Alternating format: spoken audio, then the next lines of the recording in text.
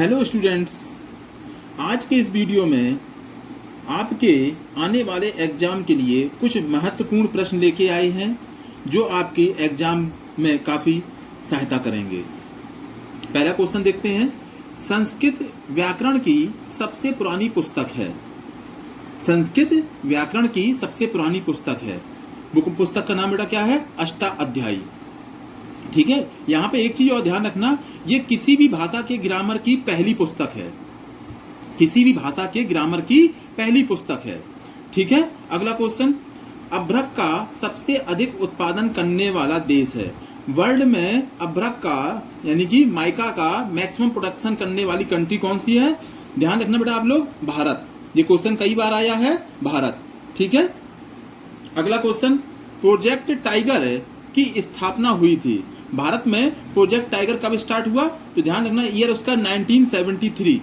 भारत में जब wild life act आया, वाइल्ड लाइफ एक्ट कब आया था? 1972 में। उसके उसी के तहत प्रोजेक्ट टाइगर की शुरुआत हुई थी 1973 में।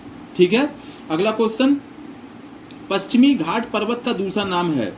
जो भारत में बेटा वेस्टर्न घाट है, वेस्टर्न घाट माउंटेन है, इसका अदर नेम क्या है? सह्याद्री। ठीक है, जो वेस्टर्न घाट के एक बड़े पार्ट को सह्याद्री बोला जाता है। अगला क्वेश्चन। संगमरमर किस प्रकार की चट्टान है? जो मार्बल है वो किस प्रकार की चट्टान है? तो ध्यान रखना, ये रूपांतरित या कायांतरित चट्टान है। ठीक है, जो अपना रूप चेंज कर देती है वो रूपांतरित चट्टानें हैं, तो उसी का प्रोडक्ट है, मटेरियल है संगमरमर। ठीक है, अगला क्वेश्चन। एक्यूपंक्चर क्या है? एक्यूपंक्चर बेटा क्या है? एक चिकित्सा पद्धति है जिसमें सुइयों के माध्यम से इलाज किया जाता है। और मैं यहाँ पर क्लियर कर दूं कि ये पद्धति आज भी चाइना में काफ़ी प्रसिद्ध है, फेमस है। ठीक है, एक्यूपंक्चर। अगला क्वेश्चन। ग्रीनलैंड पर किसका अधिकार है? आपने वर्ल्ड मैप में ऊपर की तरफ देखा होगा, वाइट वाइट सा काफ़ी बड़ा एक आइलैंड है। ठीक है, उस पर किसका अधिकार है? उस पर डेनमार्क का अधिकार है, ध्यान रखना। ठीक है, अगला क्वेश्चन। वित्त आयोग का गठन कब किया गया? वित्त आयोग का गठन कब किया गया? तो इसका गठन किया था 1951 में किया गया था। ठीक है, पर बेटा ध्यान रखना, वित्त आयोग से संबंधित एक और क्वेश्चन है, इसका अनुच्छेद, तो मैंने आगे अनुच्छेद भी लिख दिया है। इसका भारतीय संविधान में अनुच्छेद 280 में प्रावधान किया गया है। ठीक है, गठन हुआ था 1951 में और इसका आर्टिकल है आर्टिकल 280। ठीक है, अगला क्वेश्चन। सार्वजनिक एवं निजी क्षेत्रों की सहभागिता होती है। बेटा इकोनॉमिक्स का या अर्थव्यवस्था का वह स्वरूप जहां पर सार्वजनिक और निजी यानी कि पब्लिक सेक्टर और प्राइवेट सेक्टर दोनों मिलकर काम करते हैं, उस अर्थव्यवस्था को क्या कहते हैं? मिश्रित अर्थव्यवस्था। ठीक है, मिक्स अर्थव्यवस्था। ठीक है, public sector and private sector दोनों मिलकर काम जहां करती हैं वो मिश्रित अर्थव्यवस्था कहलाती है। और बहुत कुछ भारत में आज इसी स्वरूप की अर्थव्यवस्था आप देख सकते हैं। ठीक है, अगला क्वेश्चन। भारत का प्रथम तेल शोधन कारखाना स्थापित किया गया। तो भारत की जो पहली ऑयल रिफाइनरी कहाँ पे स्थापित की गई थी? डिगबोई, असम में। कब की गई थी?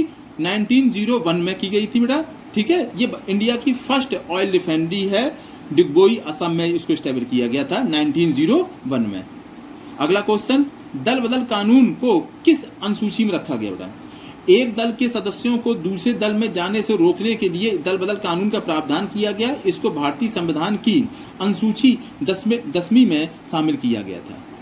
10वीं अनुसूची में इसको दल बदल कानून को रखा गया था। ये ध्यान रखना, काफी इंपॉर्टेंट है दल बदल का।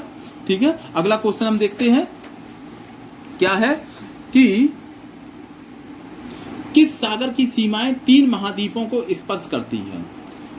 ठीक है, तो ध्यान रखना, जो भूमध्य सागर है ये 3 महाद्वीपों को, कौन कौन से? ऊपर की साइड ये यूरोप महाद्वीप को, नीचे की तरफ ये अफ्रीका को, और ईस्ट डायरेक्शन की तरफ ये एशिया कॉन्टिनेंट महाद्वीप को स्पर्श करती है। ठीक है, भूमध्य सागर, काफी कुछ नाम से ही क्लियर करें, भूमध्य, जो बेटा भूमि के मध्य में है। ठीक है, तो इसके 3 साइड में महाद्वीप हैं, तो वो 3 महाद्वीपों को स्पर्श करती है। ठीक है, अगला क्वेश्चन।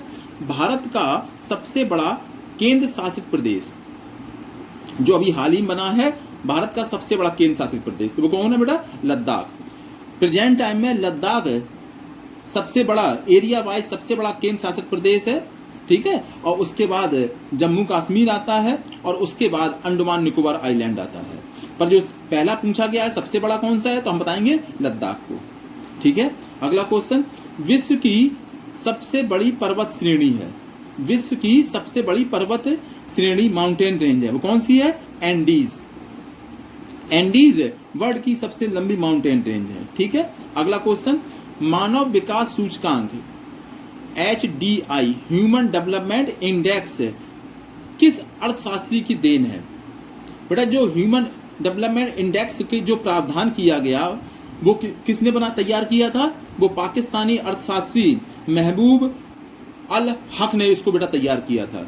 ये काफ़ी बड़े वहाँ के अर्थशास्त्री भी थे, ठीक है, वहाँ के ये फाइनेंस मिनिस्टर भी हुए, ठीक है, काफ़ी फेमस शख्सियत हुए ये, ठीक है। तो उन्होंने ही मानव विकास सूचकांक को तैयार किया था। काफ़ी इंपॉर्टेंट क्वेश्चन है, एग्जाम में कई बार पूछा गया है, महबूब अल हक, ठीक है। अगला क्वेश्चन, किसी राज्य की विधानसभा अधिकतम कितने सदस्यों की हो सकती है। बेटा ये भारत के किसी भी राज्य, बेटा कोई भी राज्य हो, चाहे छोटा हो चाहे बड़ा हो, तो ये मैक्सिमम संख्या तो बड़े राज्य में ही मिलेगी हमको, तो वो अधिकतम संख्या कितनी हो सकती है विधानसभा की। तो ध्यान रखना बेटा, किसी भी राज्य की विधानसभा जो होगी वो 500 सदस्यों से अधिक की नहीं हो सकती है, ये चीज़ को ध्यान रखना आप लोग, ठीक है।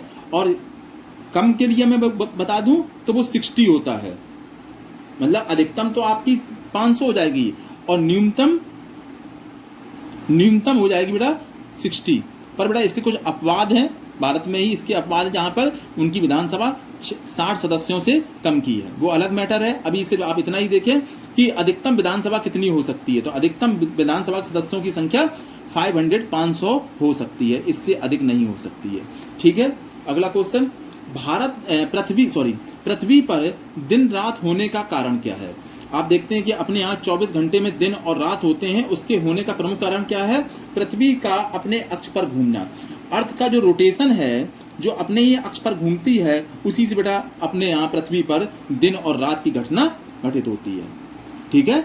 और जबकि जो सूर्य की चारों तरफ परिक्रमा करती है, ठीक है, उससे ऋतुओं में परिवर्तन आता है। अगला क्वेश्चन देखेंगे, भारत की संविधान सभा का गठन किया गया। काफ़ी इंपॉर्टेंट क्वेश्चन, कई बार आया है कि जो भारत की जो संविधान सभा थी जिसने भारत का संविधान बनाया, इसका गठन कैसे हुआ। तो ध्यान रखना कि जो कैबिनेट मिशन आया था 1946 में, कब आया था, 1946 में, इसने जो सिफारिशें की थी उसी सिफारिश के आधार पर भारतीय संविधान सभा का गठन हुआ था, ठीक है। अगला क्वेश्चन, अर्थव्यवस्था के प्राथमिक क्षेत्र में शामिल है। बेटा कोई भी इकोनॉमी होती है तो उसके 3 सेक्टर किए जाते हैं, उसके 3 पार्ट बताए जाते हैं, प्राइमरी, सेकेंडरी एंड टर्सरी। तो उसके प्राइमरी सेक्टर में कौन शामिल होता है, तो ध्यान रखना उसके प्राइमरी सेक्टर में क्या क्या होता है, कृषि होता है, मत्स्य होता है, खनन होता है, ठीक है बेटा। तो जो ऐसी चीज़ जो हमको नेचुरल रूप से मिल रहे होते हैं उनको प्राइमरी सेक्टर में यानी कि प्राथमिक क्षेत्र में शामिल किया जाता है, ठीक है। ये क्वेश्चन बहुत बार पूछा गया है, ठीक है। अगला क्वेश्चन, धरातल के किस स्थान पर सर्वप्रथम भूकंप का अनुभव किया जाता है। जब बेटा अपने यहाँ अर्थक्वेक आते हैं तो जैसे कोई सरफेस है, अर्थ की जो सरफेस है, तो सबसे पहले कहाँ पर हमको अर्थक्वेक महसूस होंगे। बेटा आप ये समझें कि सपोज यहाँ से यदि अर्थक्वेक जनरेट हुआ है और ये ऊपर की तरफ बढ़ रहा है, तो बेटा सबसे पहले क्या होता है कि जब ये यहाँ पर टच करेगी, यानी कि ये जो इसका जहाँ से अर्थक्वेक बना है उसके सीधे जो परपेंडिकुलर जो जगह होती है वहाँ पर सबसे पहले भूकंप को महसूस किया जाता है। अब ये यहाँ तक पहुँची, बट इसमें टाइम लगेगा। इसकी क्यों टाइम लगेगा कि यहाँ की दूरी बढ़ जाएगी, इसकी जो न्यूनतम दूरी होगी इसके परपेंडिकुलर होगी, इसी परपेंडिकुलर को बोलते हैं क्या, भूकंप अभिकेंद्र। भूकंप इस केंद्र को क्या बोलेंगे, भूकंप अभिकेंद्र। यहीं पर सबसे पहले भूकंप को महसूस किया जाता है, ठीक है। और जहां पर जन्म होता है भूकंप को उसको बोलते हैं फोकस, और जहां पर भूकंप सबसे पहले महसूस किया जाता है उसको बोलते हैं एपिसेंट्री यानी कि अभिकेंद्र, ठीक है बेटा। काफी इंपॉर्टेंट क्वेश्चन है ये, ठीक है, इंपॉर्टेंट क्वेश्चन है, इसको आप लोग देखेंगे थोड़ा। सर्वप्रथम भूकंप कहाँ अनुभव किया जाएगा, एपिसेंट्री, ये वाला पार्ट जो है यहीं पर सबसे पहले भूकंप महसूस किया जाएगा, एपिसेंट्री। यदि आपको वीडियो पसंद आया हो तो चैनल को सब्सक्राइब करें और वीडियो को लाइक और शेयर करें। Thank you.